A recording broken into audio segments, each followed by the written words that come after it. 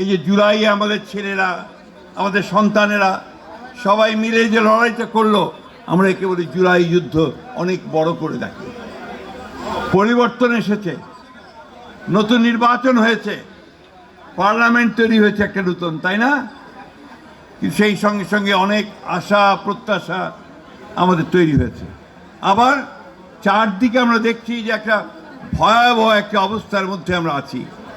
Fascist যারা ছিল তারা দেশটাকে ধ্বংস করে চলে গেছে, অর্থনৈতিক অবস্থা লুটপাট করে নিয়ে গেছে, বিদেশে টাকা পাচার করেছে, ব্যাংকগুলো লুট করে নিয়েছে, আমাদের শিক্ষা প্রতিষ্ঠানগুলোকে ধ্বংস করে দিয়েছে, আমাদের স্বাস্থ্য ব্যবস্থাকে ধ্বংস করেছে, আমাদের যে প্রশাসনিক কাঠামো তাকে পর্যন্ত ভেঙে দিয়েছে। প্রিয় ভাই বোনেরা, এর বিরুদ্ধে লড়াই করে যুদ্ধ করে কিন্তু আমরা এই অবস্থার পরিবর্তন ঘটিয়েছি। আজকে অনেকে চেষ্টা করছে এই পরিবর্তনটাকে ভিন্ন খাতে প্রবাহিত করতে। অনেকে চেষ্টা করছে যে আবার দেশে কিছু কোনো ছোটোখাটো ইস্যু নিয়ে বা অন্য কোনো ইস্যু নিয়ে একটা আপনার কিছুটা বলা যেতে পারে গোলযোগ সৃষ্টি করতে। আমরা কেউ চাই না দেশে আর গোলযোগ হোক।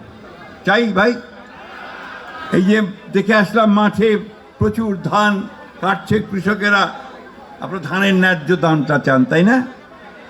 আপনারা চান ধান ফলাতে যে সার লাগে, বীজ লাগে, সেটা যেন সঠিকভাবে পান, ন্যায্য মূল্যে পান, তাই না? আমরা চেষ্টা করছি, তারেক রহমান সাহেবের সরকার চেষ্টা করছে এই জিনিসগুলোকে ঠিক করার জন্য। আমি শুধু আপনাদের একটা কথা বলতে চাই যে একটা হতাশাবাদী গোষ্ঠী আছে, তারা সারাক্ষণ হতাশ হয়ে যায় এবং তারা বিভিন্নভাবে এই সমাজকে আবার আপনার অস্থির করে রাখতে চায়। আমি কোনো নির্দিষ্ট দল ব্যক্তির কথা বলতে চাই না, শুধু বলতে চাই যে আমাদের যে মূল জায়গাটা 1971 সালের স্বাধীনতা যুদ্ধ, আমাদের যে স্বকীয়তা, আমাদের যে স্বাতন্ত্র্য, আমাদের যে পরিচয় যে আমরা বাংলাদেশি, এই কথাটা আমাদের সবার আগে মনে রাখতে হবে। আমরা এমনি এমনি স্বাধীনতা পাইনি, যুদ্ধ করেছি 9 মাস। এই যুদ্ধ করে আমরা স্বাধীনতা নিয়ে এসেছি, তাই না? আবার গণতন্ত্র ফিরে পেয়েছি, এমনি এমনি পাইনি। আমরা লড়াই করে, যুদ্ধ করে, বুকে রক্ত দিয়েই আমরা কিন্তু এই গণতন্ত্র ফিরিয়ে এনেছি। এটাকে রক্ষা করতে হবে।